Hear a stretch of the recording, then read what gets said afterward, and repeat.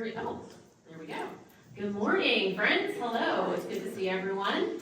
You know what? I'm keeping things pretty simple this year, so we don't have a lot of speakers. It's just me talking to you about homelessness and what's happening. So good morning. I'm so happy to see you all here. I think we still have some people coming in, so that's good. Coffee and tea, if you have not had a chance to, if you didn't have a chance to make your stop this morning, feel free to get that over there.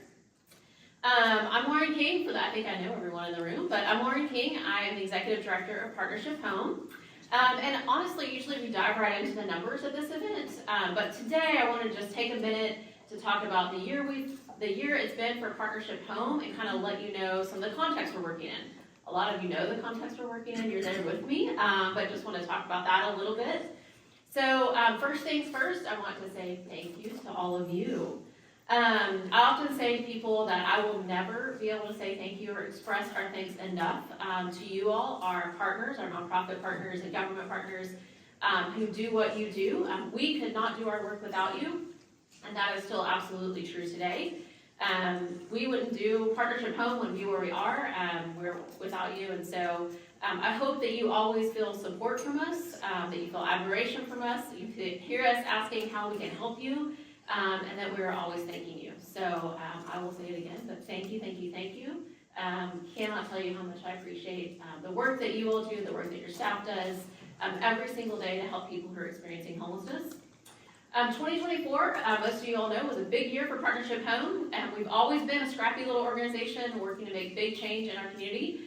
But with support from local foundations and expertise from an outside firm, we restructured internally to better position us for the work that we knew needed to be done in the community.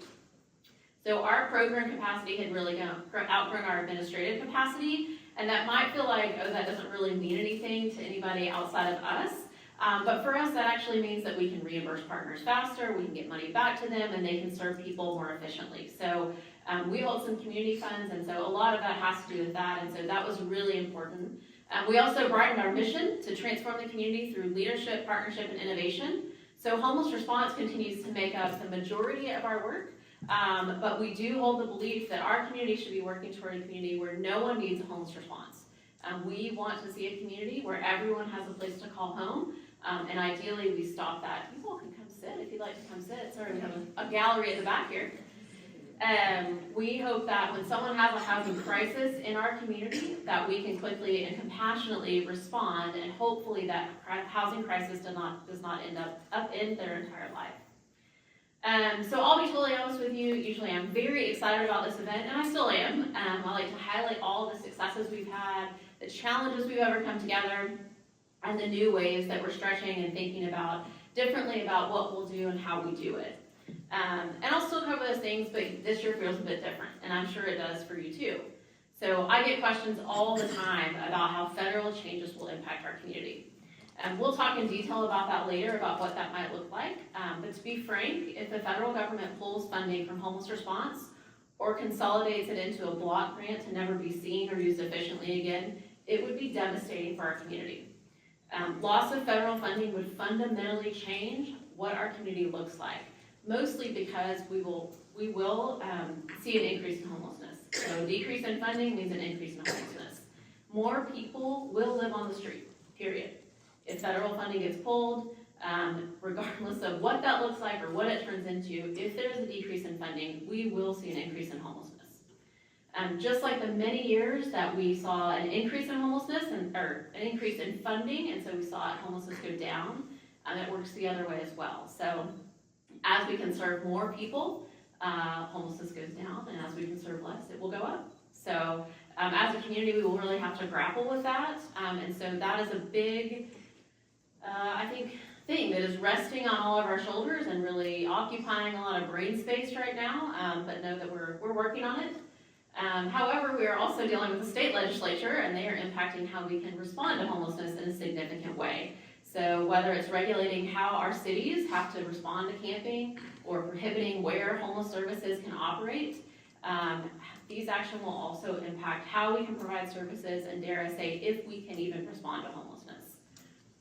As a nonprofit and as a provider working with all of you, it's frustrating, and sometimes it feels like we can't catch a break. I often tell colleagues it feels like the hits just keep coming right now, and despite all of that, dedicated group of nonprofits and governmental entities just keep on keeping on. We just keep going. And we try not to get distracted with the noise. We plan for what we can, and we try to make every dollar stretch as far as possible.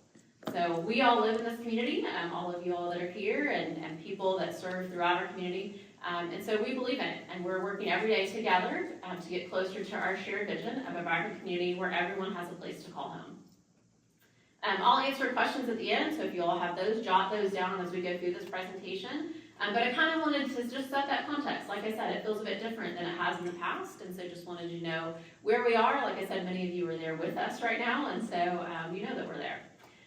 One more thing I'd ask before we start, and I want you to just consider this as I'm talking about homelessness in our community. Think about more than the person that you see on the street. So the City of Fort Worth did some pretty extensive focus groups at the end of last year, and a big takeaway from those was that homelessness is street homelessness, and that's it. So homelessness is what you see on the street and who you see on the street. But that's not the case for us. There are people who live in shelter in our community. You just don't see everyone else. So we have more people in shelter and in transitional housing than on the street, but often all we want to focus on is that guy that makes us feel uncomfortable at the stoplight. Everyone who experiences homelessness does not want to be homeless. Would you want to be homeless? The vast majority of them say no. Fort Worth funded a program called High Impact for clients who are considered the hardest to serve. Police officers and others told us these people don't want housing, they'll never go into housing, and that we have just not found that to be the case. One great stat that I love is that for this group, who is the hardest to house and never engages in services, they had to be asked one time if they wanted a place to live. One, that's it. That's what outreach teams have told us for years and years. If I had a key in my hand, people would say, yes, I want a place to live. So think about that as we go through this presentation and talk about what our numbers were for the 2025 PIT count, for the 2024 overall. And then we'll look at some successes we've had and then kind of what our future may hold for us. So that's our agenda, kind of talked about that. So the point in time count. So as a reminder, actually a lot of you all counted for us, but if you did not, we hold the point in time count once per year. So the point in time count is just that. It is our census at a point in time. So we conduct the point in time count. We're federally required to do that. So it's something that keeps our community in compliance to continue to get those federal resources. And we hold it the fourth Thursday in January. Every year. Cities across the state of Texas all hold it on the same night so that we can make sure that people are not moving around within the state. We have about 500 volunteers who come out and help us, about probably 150 police officers who go out with those volunteers to go out and physically find and count people. And then we also engage with emergency shelters and transitional housing and Safe Haven operated by Presbyterian Night Shelter to understand how many people they had in their programs on that night. So it is a census. It doesn't give us the whole picture. It is useful. Sometimes I get feedback about, is it accurate? Is that the best way to count? We have a lot of data that we use. The point in time count is a good data point, so it's one thing to consider. It does give us a really good historical look back because we've been counting for the same way for about 20 years now, more than 20 years. So that's the point in time count, just as a reminder of why we do that. So our point in time count number this year is 2,637. That is an increase from the 2024 point in time count. Some significant things there. You can see one big thing that stands out to me is that we are now to the point where we have about 2,500 people on our point in time count. So this is individuals, so we'll kind of go back and forth between talking about individuals versus households. We talk about households a lot because a household needs housing. I have 4 people in my household, but I don't need 4 housing units. I need 1, right? So like to understand our housing need, we can talk about households, and then we also talk about individuals. So we're at this point, we're at about 2,500. Let's call it that on average for our point in time count. We did have an increase in unsheltered homelessness. So if you all are hearing that from people, I feel like I see more people on the street. That is true. So they are seeing more people on the street. It's a little bit higher than 23, so we saw that boomerang effect. In 24, we really felt like we had a decrease in the point in time count because we had gotten additional housing resources. So in 24, we were able to serve 400 additional households than we expected with our we had kind of like new resources that we had, so we felt like that was a big reason that that went down from the year before. Had we not had those, I think it would have been about level last year. So that's where we are. We do still have more people who are sheltered than unsheltered, although it's feels like it's creeping up more and more. For Fort Worth specifically, there are almost 2,300 people experiencing homelessness. So unsheltered, Fort Worth has 82% of the unsheltered count, so it's 934 people that we found outside on the night of the count. However, you have 92% of the shelter population. We often have this conversation about, does Fort Worth have more homeless people because, is it the chicken or the egg? Is it because Fort Worth is the largest city and there are more people from here, or is it because all the services are here? It's probably a both and. However, if you become homeless in Bedford, you are not going to stay there. You are going to come to either Fort Worth or Arlington, most likely to Fort Worth. So that is something to consider and to keep in mind when we think about these numbers. Just, whenever, especially countywide, when we talk about, Fort Worth has a homeless problem, Fort Worth has a lot of resources, or has the resources for our county, right? So I think that's something to keep in mind. So those are Fort Worth numbers specifically. We have an Arlington, if you would like more information, we have an Arlington State Homeless Address on May 30th, so we'll go over Arlington numbers then. These are unsheltered locations, so you can see here that this is actually an interactive map. I'm going to have Aisha click on it. I get the question fairly often about, do we know where people are? Do we know who people are? How do we manage data? Do we have any idea of what's going on? And so I wanted to just kind of show you all one of the tools that we use to understand where people are and what that looks like for us, and point out some things on this map that we found interesting. So this is the map from the point in time count, and so you can see that's probably good.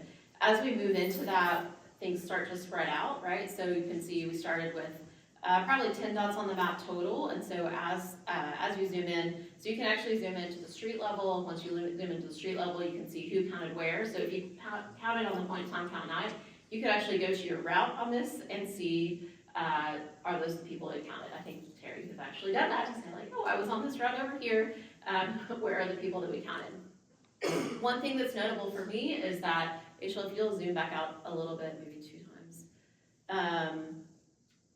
So even though, the orange is a high number, yellow is, I would call it medium-ish, and green is a low number. Even though the majority are still in the core of the city, people are moving out, right? So if we look up in Grapevine, Colleyville, there's 18 up there.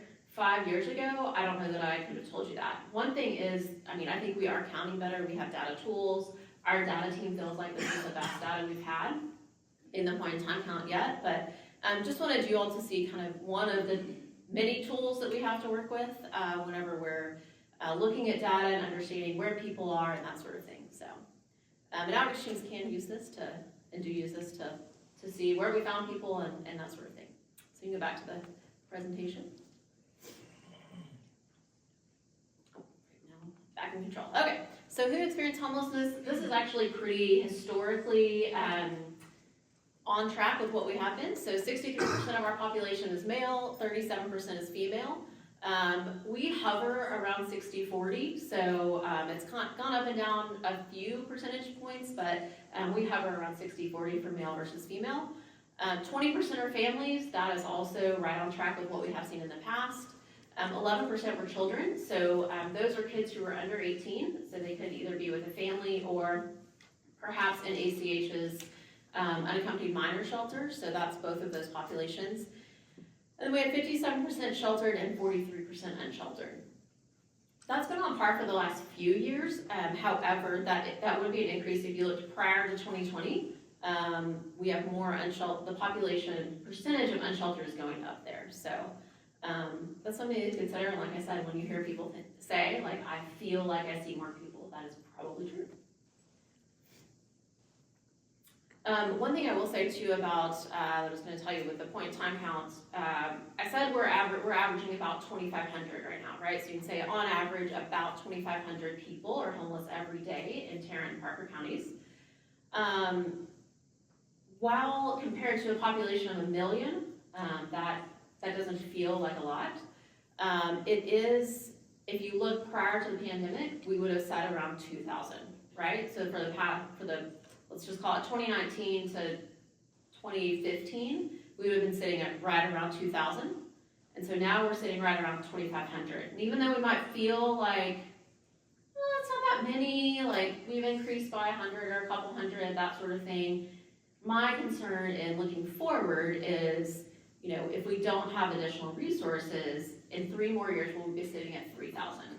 And then in 8 years, will we be sitting at 3,500? And how will our community respond? And then you start to really see that number starts to pick up.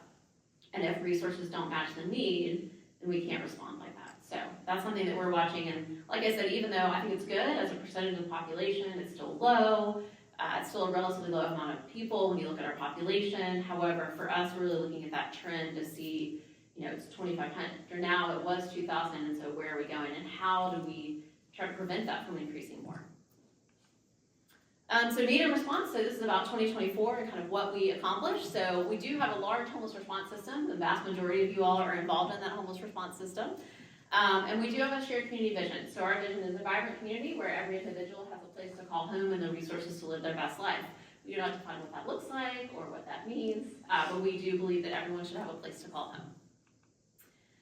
Total households served, so last year, and I'll talk about all these numbers, but this is a 5-year look back for how many households were homeless throughout the year.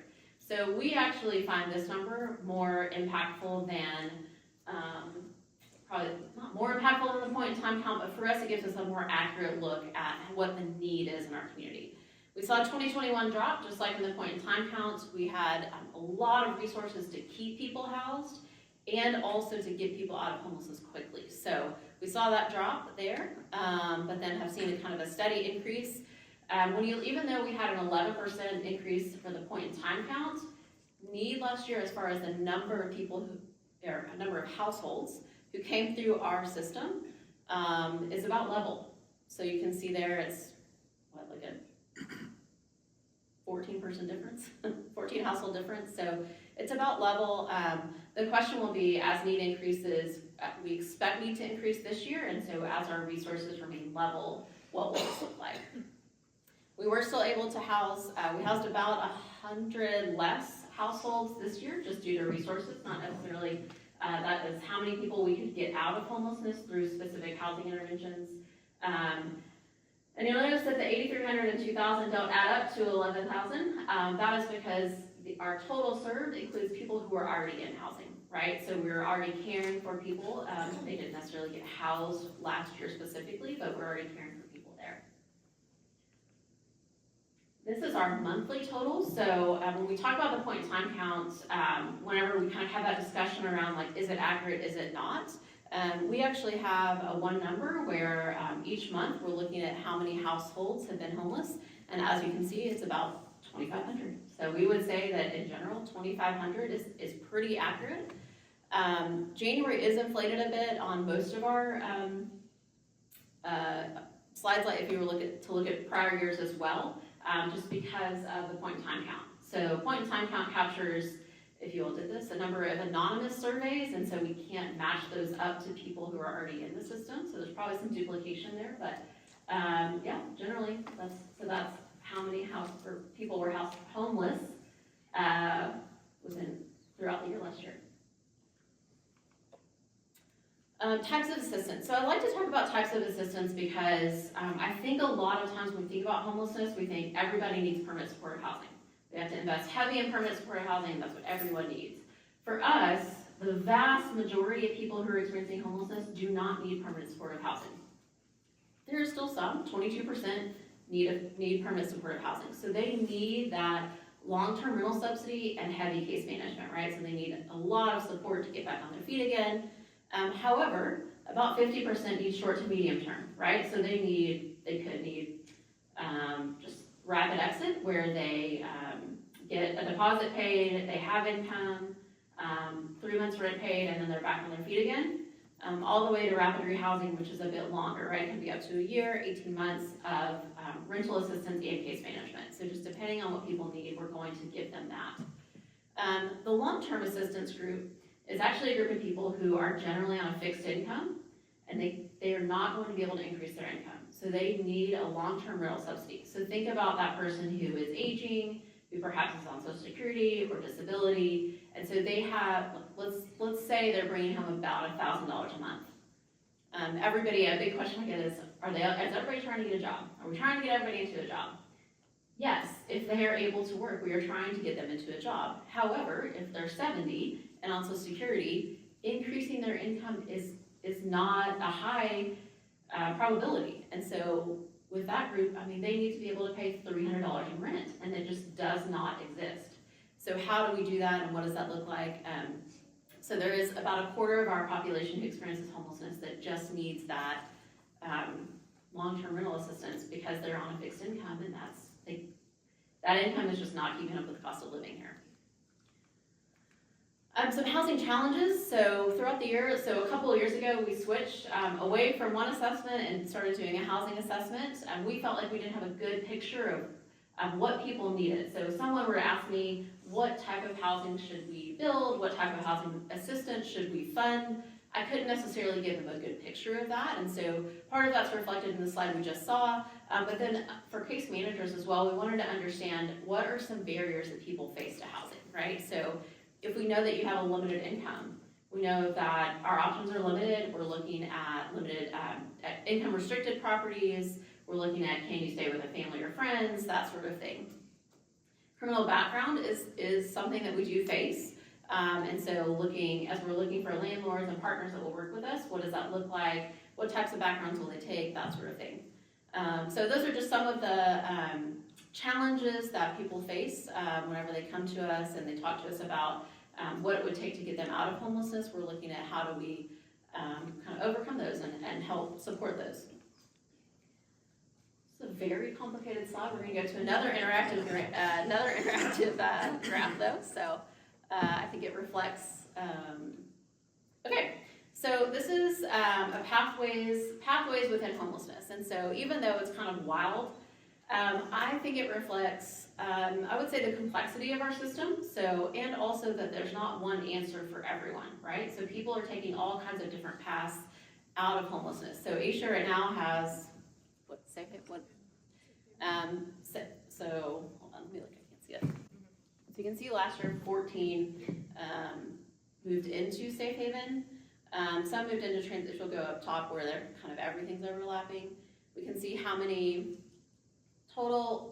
were served by transitional housing, how many moved into different like institutional destinations down here, temporary destinations. So we're trying to look and see vast majority moved to other destinations. So they either left our system, we didn't know where they went, or they went to like not a housing program, they went to some other sort of housing. That one is, other. So you can see, and even though, like I said, it's a crazy graph, and I get it, and I can, we've talked about we should make this into a bar graph so that everyone can see, which we will. But I just wanted to show you, again, this is another data tool we have to really, you can drill down and actually click on these and see which clients went where, right? And so we're looking at everything from this high level, which is what Partnership Home focuses a lot on, all the way down to the client level, which is where our partners are focused, but trying to view that and really use that data and understand what we need, where people are going, that sort of thing.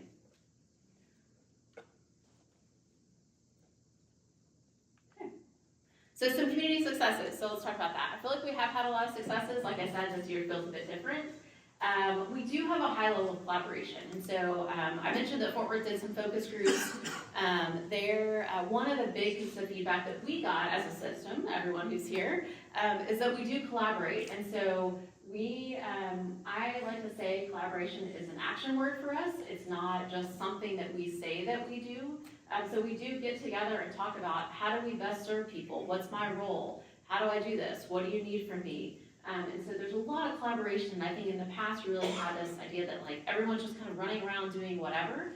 And that's very much not the case for us. Of course, everyone needs funding, but it really is a spirit of collaboration, not a competition, and understanding what everyone brings to the table there. So that's a huge strength of ours that we have and that we've had established for quite some time. We also take a best fit approach. So one thing I really brag on our community about is that one size does not fit all. Again, this kind of goes into that conversation about everyone does not need permanent supportive housing. The vast majority of people don't.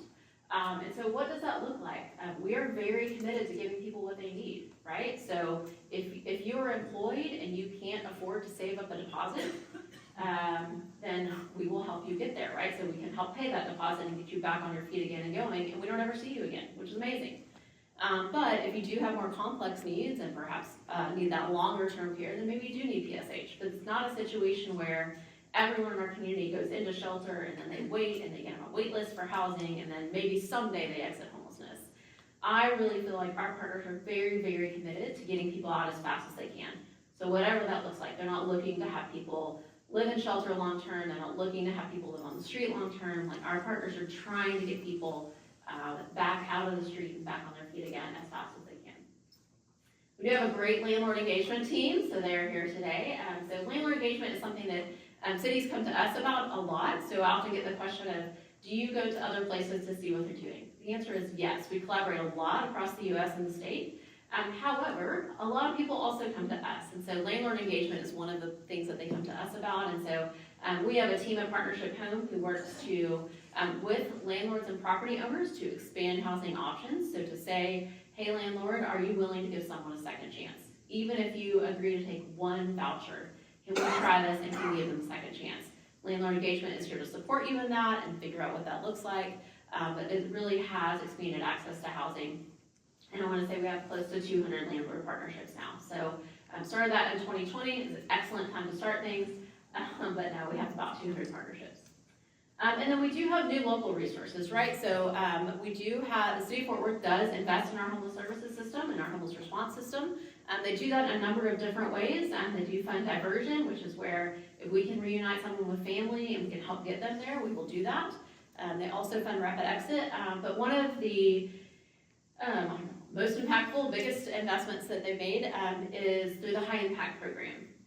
So City of Fort Worth identified 7 focus areas, and that had a lot of camping complaints. I'm looking at Tara. Had 7 focus areas, had a lot of camping complaints, and people who had been on the street for a long time. So working with police officers, identified those people. We do work with law enforcement a lot. So they have a lot more boots on the ground than we do, and those NPOs know their neighborhood and know their beat. And so the information they have is really, really important.